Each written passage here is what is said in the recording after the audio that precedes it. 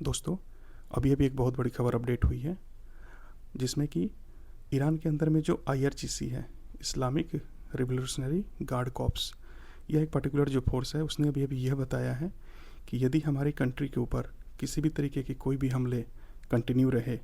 तो कल शाम 8 बजे तक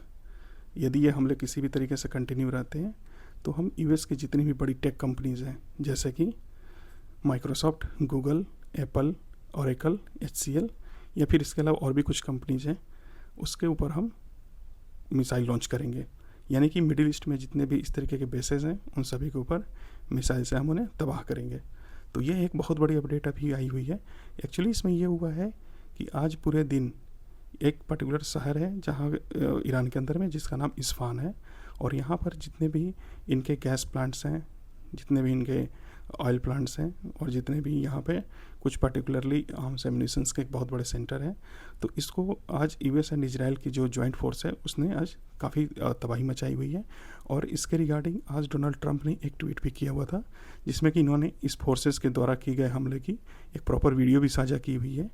और उन्होंने इस ट्वीट के जरिए उन्होंने यह बताने की कोशिश की है कि अगर आप स्ट्रेट ऑफ हॉर्मुज को नहीं ओपन करते हैं तो हम यहाँ पर ईरान के अंदर में जितने भी इस तरीके के जितने भी पर्टिकुलरली साइट्स हैं, उन सभी के ऊपर हम बम बरसाएंगे और मिसाइलें लॉन्च करेंगे, और हम आपको बिल्कुल भी ऐसे आसानी से यहाँ पर हॉर्मुज अप स्ट्रेट को क्लोज रखने नहीं देंगे। तो ये एक बहुत बड़ी अभी तक की अपडेट थी कि जिसने जितने भी टेक कंपनीज़ हैं, यानी कि एक तरीके से ये एक मिलिट्री का भी नहीं है, एक तरीके से US का कोई पर्टिकुलर कोई साइट्स भी नहीं है, ना कोई एयरबेस है। ये क्या है कि एक प्राइवेट सारी कंपनीज़ हैं, लेकिन हाँ, ये US से बिलोंग करती हैं। इसकी वजह से यहाँ पर IRGC ने यह एक बयान दिया है कि यदि आप इतने टाइम तक, यानी कि कल 8 बजे तक का समय दिया है, शाम का 8 बजे,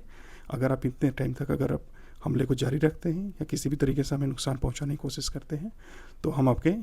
ये सारे जितने टेक कंपनीज़ की जितनी भी वहाँ पे ऑफिसेज हैं, हम उन सभी को टारगेट में लेंगे। इसके साथ साथ इन्होंने यह भी बोला है कि उस ऑफिस में काम करने वाले जितने भी एम्प्लॉई हैं, वो इन अपने वर्क प्लेस से थोड़ा दूरी बना करके रखें, क्योंकि अगर वो इसके बीच में आते हैं तो हो सकता है कि उनमें उनकी जान भी जा सकती है या फिर घायल भी हो सकते हैं। तो इसके रिगार्डिंग IRGC ने एक बहुत बड़ी अपडेट दी है। और दोस्तों, यह एक तरीके से इस जो जंग के बीच में चल रहा है, जितनी भी समस्याएं चल रही हैं, उसके बीच में एक ये